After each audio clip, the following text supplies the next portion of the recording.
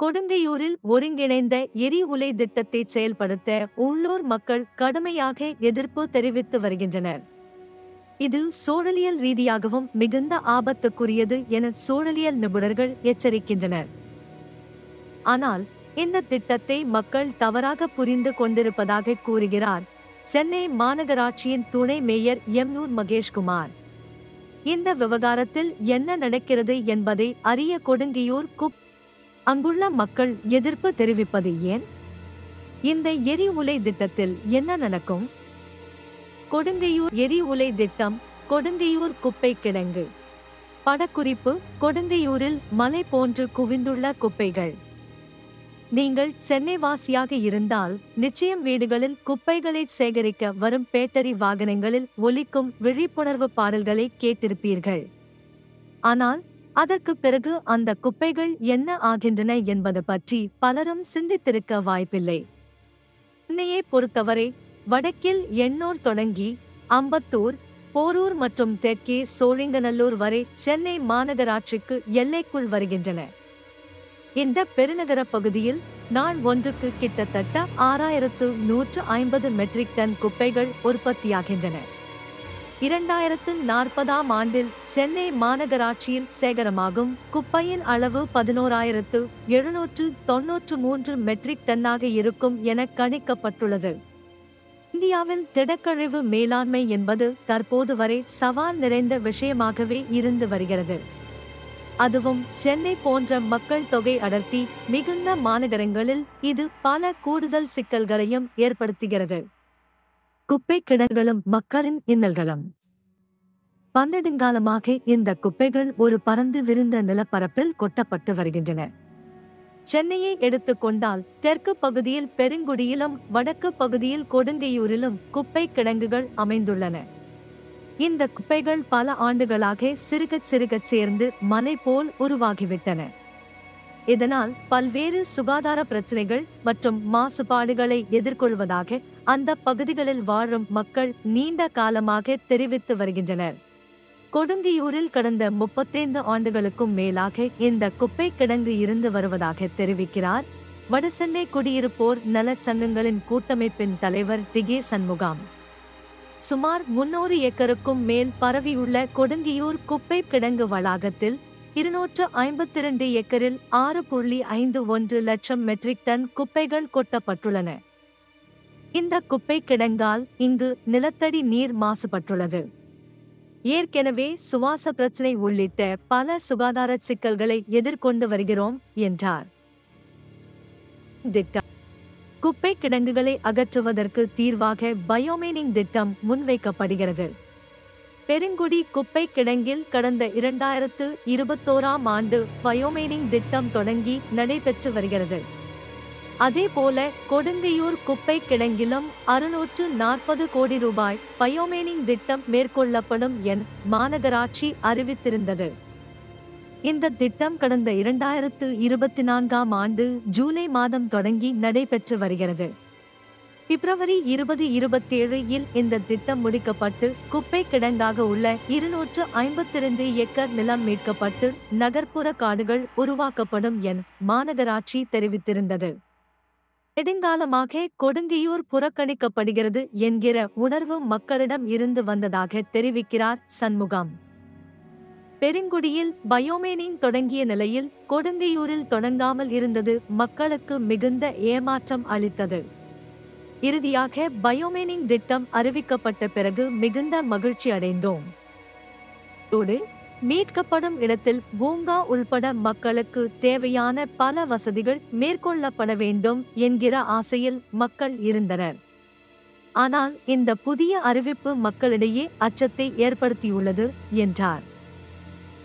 கொடுங்கையூர் எரிஉலை திட்டம். கொடுங்கையூர் குப்பை கிடங்கு பட மூலாதாரம் பல்லுலை டிரஸ்ட்.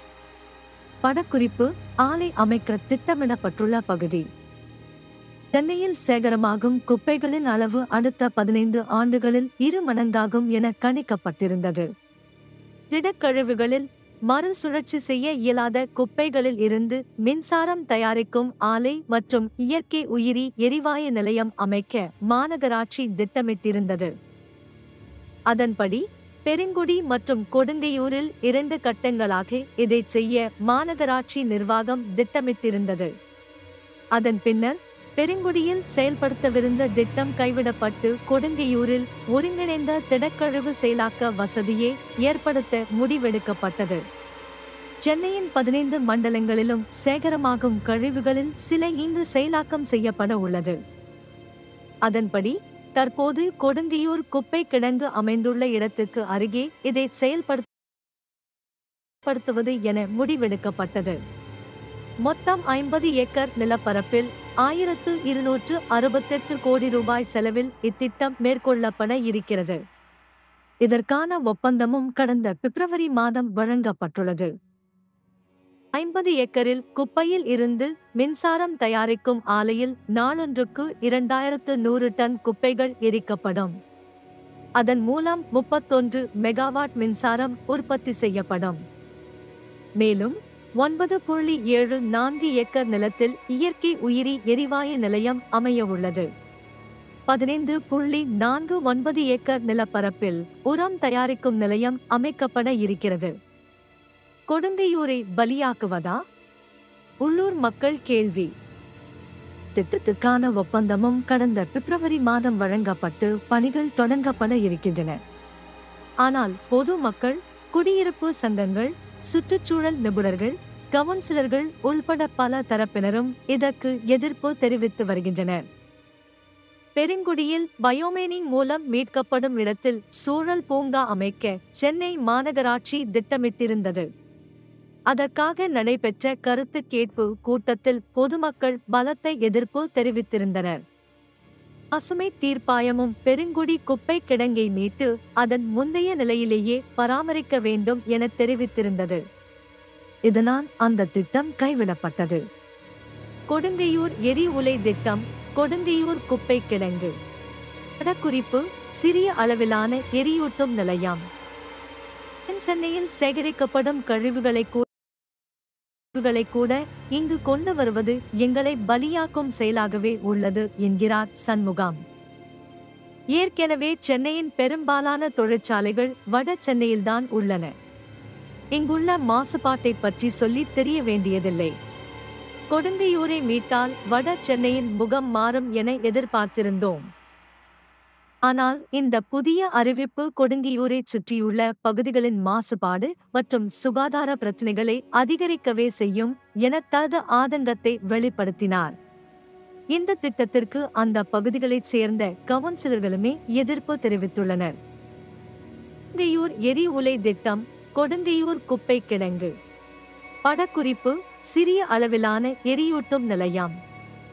குப்பை மேலாண்மை என்கிற கேள்விக்கு இந்த திட்டம் பாதுகாப்பான தீர்வு அல்ல என்கிறார் பூவுலகின் நண்பர்கள் அமைப்பைச் சேர்ந்த சூழலியல் செயற்பாட்டாளரான நிபுணர் ஜியோ டாமின்.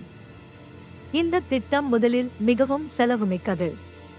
இந்த திட்டத்தால் தயாரிக்கப்படும் மின்சாரத்தின் அளவை நம்முடைய தேவையுடன் ஒப்பிட்டால் அது மிகவும் சொற்பமே. இதிலிருந்து வருகிற நச்சுக் கழிவுகளை அழிக்க முடியாது. இந்த திட்டம் புதிது அல்ல.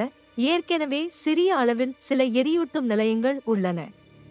தற்போது பெரிய அளவில் செயல்படுத்தப்படுகின்றது என்று கூறினார். இதிலிருந்து வருகிற சாம்பல் கழிவை எப்படி பாதுகாப்பாக கையாள முடியும் என்கிற கேள்வி உள்ளதாகவும் கூறுகிறார் ஜியோ டாமின். சென்னை போன்ற இயற்கை பேரிடர்களை அதிகம் சந்திக்கும் ஊரில் இது மிகவும் சவாலானது. சாம்பல் கசிவதற்கான வாய்ப்புகள் உள்ளன. சுற்றுச்சூழலில் உள்ள பிளாஸ்டிக் கழிவுகள் மக்குவதற்கு நீண்ட காலம் பிடிக்கும். ஆனால் இயற்கையாக மக்குவதை விட இவ்வாறு எரித்து சாம்பலாக்கினால் அதன் எச்சங்கள் எளிதாக மண்ணில் கலந்துவிடும். இதில் கரிமம் போன்ற நச்சு வாயுக்களின் உமிழ்வுகளும் அதிகமாக இருக்கும் என்றார் அவர். வாயில் 300 மீட்டர் உயரத்திற்கு வெடித்துச் சிதறிய கிலவோயா எரிமலை. காவில் வீடுகளை நோக்கி படையெடுக்கும் ஒலி வெறியன் பாம்புகளை காக்க முயலும் தன்னார்வலர்கள். மழை வெள்ளத்தில் ஸ்தம்பித்த மும்பையின் நிலைமையை காட்டும் 10 புகைப்படங்கள். அழிவின் விளிம்பில் உள்ள உயிரினங்களை தொழில்நுட்ப உதவியுடன் மீட்க புதிய முயற்சி. ஹைதராபாத் பயணம். இந்த திட்டத்திற்கு கவுன்சிலர்கள் மட்டத்திலேயே எதிர்ப்பு நிலவிய நிலையில் ஹைதராபாத்தில் செயல்பட்டு வரும் குப்பையில் இருந்து மின்சாரம் உற்பத்தி செய்யும் ஆலையை பார்வையிட அதிகாரிகள் மற்றும் கவுன்சிலர்கள் சென்று வந்தனர். அங்கு இந்த ஆலை எவ்வாறு செயல்படும் என்பது விவரிக்கப்பட்டது. ஆனாலும் திட்டத்தை மாற்ற வேண்டும் என கவுன்சிலர்கள் தரப்பில் தெரிவிக்கப்பட்டு வருகிறது. இதைத் தொடர்ந்து கொடுங்கையூர் குடியிருப்பு சங்க பிரதிநிதிகளும் ஹைதராபாத் சென்று வந்ததாக கூறுகிறார் சண்முகம். நாங்கள் ஹைதராபாத் சென்று அந்த ஆலை அமைந்துள்ள இடத்தை பார்த்தோம். அங்குள்ள மக்களையும் சந்தித்தோம். அவர்கள் அங்கு சுற்றுச்சூழல் மாசுபாடு இருப்பதாக தெரிவிக்கின்றனர். நிலத்தடி நீரும் மாசடைந்துள்ளதாக ஆய்வுகளை மேற்கோள் காட்டி கூறுகின்றனர். இந்த திட்டத்தால் சுற்றுச்சூழல் பாதிப்புகள் இல்லை என்று முற்று முழுதாக புறந்தள்ளிவிட முடியாது என்றார். திட்டத்தை எதிர்க்கவில்லை. கவுன்சிலர்கள் கோரிக்கை என்ன? கொடுங்கையூர் எரி உலை திட்டம், கொடுங்கையூர் குப்பை கிடங்கு. படக்குறிப்பு: இந்த திட்டத்திற்கு எதிர்ப்பு தெரிவித்து நடைபெற்ற மனித சங்கிலி போராட்டம். கொடுங்கையூர் குப்பை கிடங்கு அமைந்துள்ள 37வது வார்டின் கவுன்சிலரான காங்கிரஸ் கட்சியைச் சேர்ந்த தில்லி பாபு இந்த ஆலையை கொடுங்கையூரில் இருந்து வேறு இடத்துக்கு மாற்ற வேண்டும் என தெரிவித்துள்ளார். குப்பை கிடங்கால் ஏற்கனவே பல சிக்கல்கள் உள்ளன. கொடுங்கையூரைச் சுற்றியுள்ள பகுதிகள் அனைத்தும் குடியிருப்புகளால் நிறைந்தவை. இவர்களை கையாள புதிய திட்டங்கள் தேவைதான். அதை நாங்கள் மறுக்கவில்லை. ஆனால் கொடுங்கையூரில் இல்லாமல் இந்த திட்டத்தை 8 கிலோமீட்டர் சுற்றளவில் குடியிருப்பு பகுதிகள் இல்லாத இடத்துக்கு மாற்ற வேண்டும் என்றார். சமீபத்தில் மணலியில் செயல்பட்டு வந்த எரியூட்டும் நிலையம் ஒன்று விதிமுறைகளை பின்பற்றவில்லை என கூறி தமிழ்நாடு மாசு கட்டுப்பாட்டு வாரியத்தால் மூடப்பட்டது. மணலியில் எரியூட்டும் நிலையத்தைச் சுற்றியுள்ள பகுதிகளில் பாதிப்பை ஏற்படுத்தும் பொருட்கள் அனுமதிக்கப்பட்ட அளவை விட அதிகமாக இருப்பது தெரிய வந்ததாக கூறுகிறார் சண்முகம். மணலி பகுதியில் மாதிரிகளை சேகரித்து ஆய்வகத்தில் கொடுத்து பரிசோதித்தோம். அதில் கேட்மியம், லெட், குரோமியம் போன்ற பொருட்கள் உலக சுகாதார நிறுவனம் நிர்ணயித்த அளவுகளை விட அதிகமாக உள்ளது தெரிய வந்தது. அதைவிட கூடுதலான திறன் கொண்ட எரியூட்டும் நிலையம் கொடுங்கையூரில் வர உள்ளது. இதனால் பாதிப்புகள் மேலும் அதிகரிக்கவே செய்யும் என்றார். கடந்த 2023ஆம் ஆண்டு ஜூன் மாதம் சென்னை மாநகராட்சி மேயர் ஆர் சுப்ரியா, துணை மேயர் எம். மகேஷ் குமார் மற்றும் அதிகாரிகள் பாரிஸ் சென்று அங்கு செயல்பட்டு வரும் ஈவ்ரி சூர் செயின் என்ற குப்பையில் இருந்து மின்சாரம் தயாரிக்கும் ஆலையை பார்வையிட்டு வந்தனர். இந்த ஆண்டு சென்னை மாநகராட்சி ஆணையர் ஜே.யு. குமரகுருபரன் தலைமையில் மாநகராட்சி அதிகாரிகள் பாரிஸ் சென்று வந்தனர். அதன் பின்னர் திட்டத்தை முன்னெடுத்துச் செல்ல மாநகராட்சி முடிவெடுத்தது.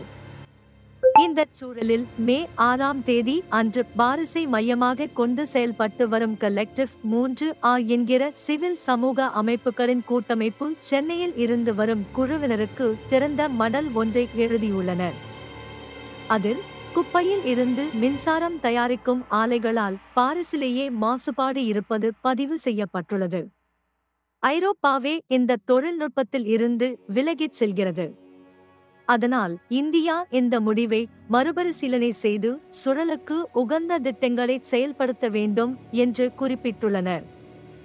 இந்த திட்டத்தை கைவிட வலியுறுத்தி கடந்த மே 25ஆம் தேதி வட சென்னையில் மனித சங்கிலி ஆர்ப்பாட்டம் நடைபெற்றது. இந்த திட்டத்தை கைவிட வேண்டும் என நாம் தமிழர் கட்சியின் தலைமை ஒருங்கிணைப்பாளர் சீமான் அறிக்கை மூலம் தெரிவித்திருந்தார். பிரதான எதிர்க்கட்சியான அதிமுகவும் இந்த திட்டத்தை கண்டித்து ஆர்ப்பாட்டம் நடத்தப் போவதாக அறிவித்துள்ளது. கொடுங்கையூர் எரி உலை திட்டம், கொடுங்கையூர் குப்பை கிடங்கு. மக்களிடம் சென்று பேசுவோம்: துணை மேயர் மகேஷ் குமார். ஆனால் மக்கள் இந்த திட்டத்தை தவறாக புரிந்து கொண்டிருப்பதாக கூறுகிறார் சென்னை மாநகராட்சியின் துணை மேயரான எம். மகேஷ் குமார். ஐரோப்பிய நாடுகளில் 20 ஆண்டுகளுக்கு முன்பே இந்த திட்டம் வந்துவிட்டது. நாம் செயல்படுத்துவதே மிகவும் தாமதமானது. இது அவசியமான திட்டம். நாங்கள் பாரிஸ் சென்று நேரிலே இது எவ்வாறு செயல்படுகிறது என்பதை பார்த்துவிட்டு வந்தோம். பாதுகாப்புக்கான அனைத்து ஏற்பாடுகளும் இதில் உள்ளன என்று குறிப்பிட்டார். அங்கும் இங்குமாக ஒரு சில பிரச்சனைகள் உள்ளன என்பதற்காக திட்டத்தையே முற்றிலுமாக தவறு என்று சொல்லிவிட முடியாது என்று கூறும் மகேஷ் குமார், மத்திய, மாநில மாசு கட்டுப்பாட்டு வாரியங்களின் மேற்பார்வையில்தான் இந்த திட்டம் செயல்படுத்தப்படும் என்றார். அதோடு, இதனால் மாசுபாடு ஏற்படுவதற்கான சாத்தியங்கள் இல்லை என்றாலும் மக்கள் மத்தியில் அச்சம் உள்ளது உண்மைதான். நாங்கள் அவர்களை தொடர்பு கொண்டு இதை பற்றி முழுமையாக தெரிவிப்போம் என தெரிவித்தார்.